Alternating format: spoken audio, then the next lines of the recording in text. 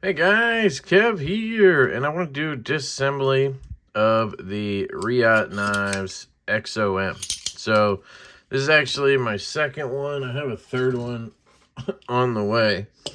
I did do a scale swap already, so I'll show you when I take it apart just so I can show you. But you can just take the screws out and it comes right off. Thinking about trying to have somebody make me scales for it, but the Tanto one to me just feels a little better. Like I don't think it's the action or anything, but when it's locked up like this, I can just bear down. And there's a little bit of movement, but that's about it, right? This one, same thing. You can just hear it's got a little more rattle to it. I mean, it's still good. I don't know why that bugs me, but it could be the drop point. Maybe the drop point's just... It's not like this one doesn't rattle, but I don't know. Somehow this one doesn't feel as good to me.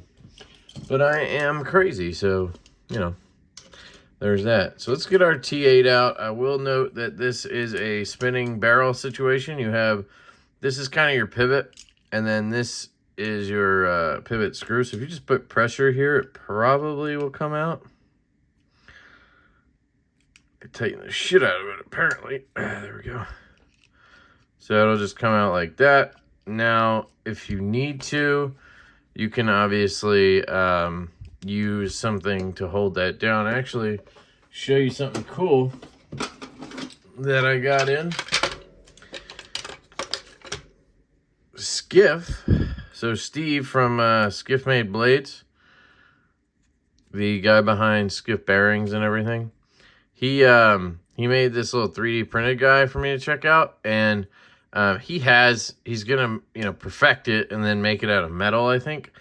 But basically what you do is, the way I've learned to use it is you just kind of line it up, you get it into your screw, and then you I just hold it like this, almost like a cigarette, and then you just rest your thumb on here to keep it straight.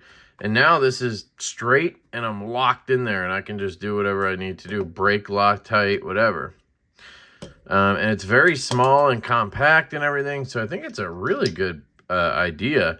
Currently, I'm just calling it the finger bit, and I think he was digging that name. I think he already had come up with that. So anyway, I'm going to keep this locked so we don't have any issues. We have this screw, and I'll be honest, I mean, that's pretty much it right there. So if I disengage this, carefully slide this up, I'm going to lock it again. Now, to get the blade off, you just have to remove this. So it's up to you, whatever. If you wanted to do a blade swap, like let's say I just wanted to swap the Tanto in here, what you could do is you wouldn't even have to take that pivot out, honestly.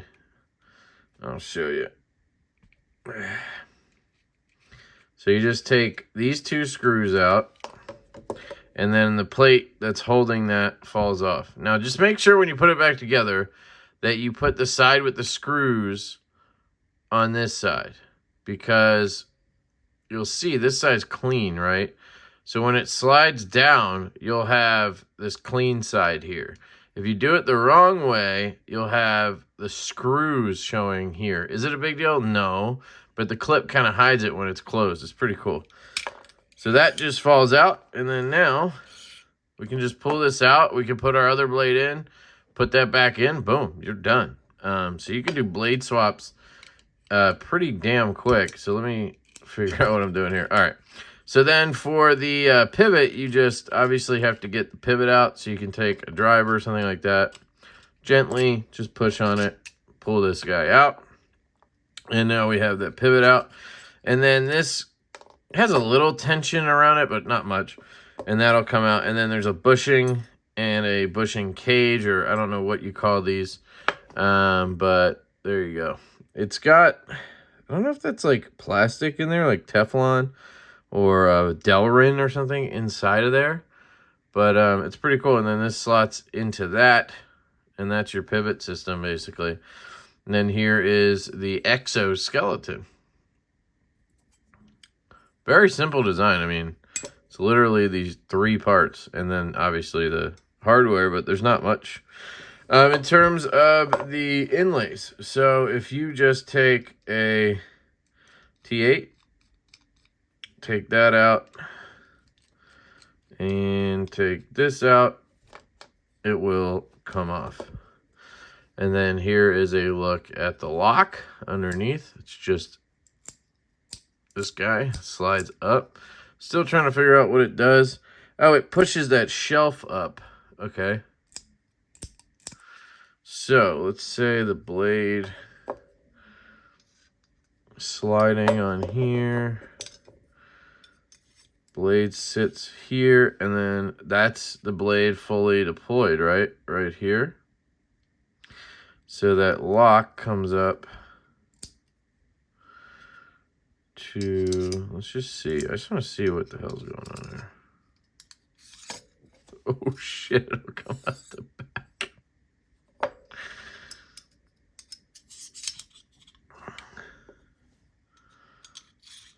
Okay, so make sure we're lined up here. So right here is where it locks up, right? That plate comes up. It's gonna lock onto this, not the blade itself. I'm trying to get a look at what it's. I guess that piece is all the way down here, but I still don't quite understand. Right here. Still doesn't reach high enough. Oh, wait, here, I can get a view. Sliding. Yeah, I don't know. Still not quite sure how that works. But anyway, here's all your parts. Obviously, you could take this off. They put the clip over enough so you can get to this. You just kind of just push it down a little bit and then screw it. You're good to go. So let me put this back on.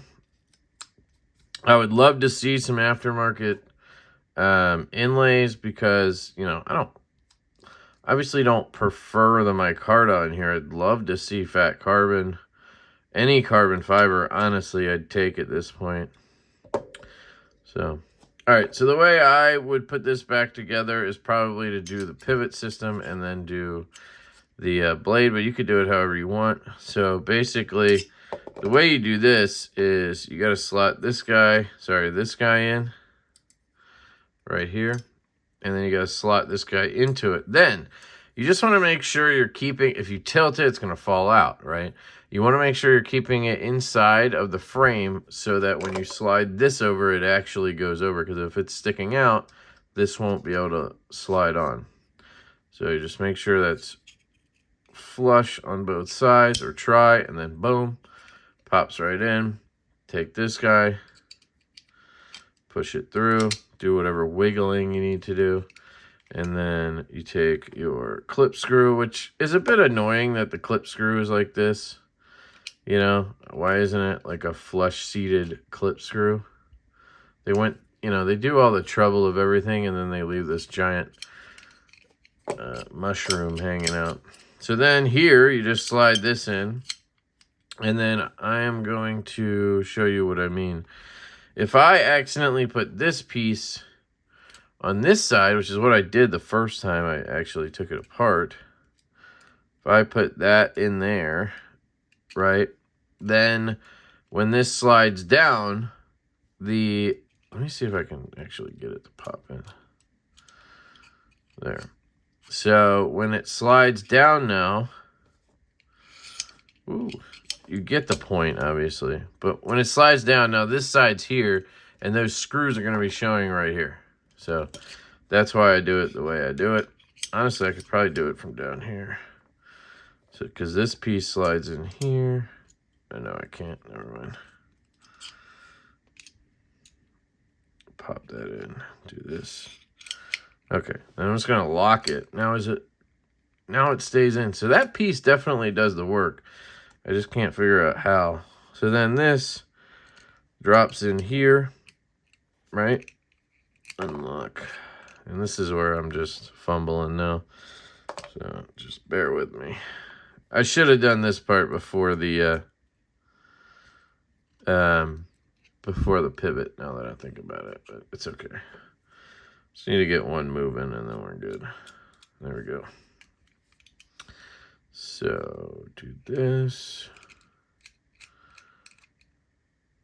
Tighten that down. I don't think which way you put in this piece matters. So now I got that in, right? So now when I do that, that shows here. And this clip, the screws are hidden under the clip. So it does mount the other way if you don't pay attention, is what I'm saying. So then I just take the driver, give these screws an extra turn or two. That one I didn't mess with. This one I'll mess with. It's very tight. These guys were already tight, but we can double check them. It's Riate, so you shouldn't have to worry about stripping anything. You just tighten the shit out of it and you're good. And now we're back together. And that is the Reate Exo-M disassembly. It's actually the second time I've done this video. I did it once ASMR style, and I was like, you know, I don't really dig that. So I'll redo it talking, because there is some stuff to mention. It's very simple. But yeah, it's a cool knife. I actually ordered, see, now that I'm like, it's fine, you know? I don't know why I got all weird about this one. And I actually ordered a third one. So I was all pissy about this one, so I ordered another exactly like this with green micarta. This one actually came with burlap and drop point, and I swapped it. The burlap looks 100 times better than the green micarta. I mean, look at that. So I'm a little pissed I didn't find another burlap, you know. I could have probably found a double edge or something and then swap scales and blades or whatever I needed to do to make it happen, and then sold that one. So that was dumb of me, but I'll have a green micarta that I'll try to mod somehow, or I'll sell that too. I don't know. But this may still be available when you're watching this. If for some reason you haven't found one or whatever and you want one, it's possible this is available, but it's also very possible it's sold, because it'll be like 10 days from now. So don't be shocked if it's gone. I really love the Exo-M. I think it's a great knife. And yeah, it's real easy to disassemble, which is cool too if you need to clean it, whatever. So I love you guys. I hope you have an absolutely fantastic day. Let me know, you know, what you think about the finger bit from Skiff idea. I think it's genius. He's updating it a little bit. A couple of thoughts I had was try to make the bit sit a little deeper so you can kind of hug a little bit more. And then just put a magnet down there and have it in there. And that'll be perfect. I love this idea. At first, I actually didn't like it. I was like, no, I like my Weeha stubby driver better. But once I learned how to kind of control it, he holds it more down here. I hold it more up here. So everybody kind of is going to have their own style, which is cool, you know? So let me know what you think. And I love you guys. Hope you have an absolutely fantastic day. And I will catch you later.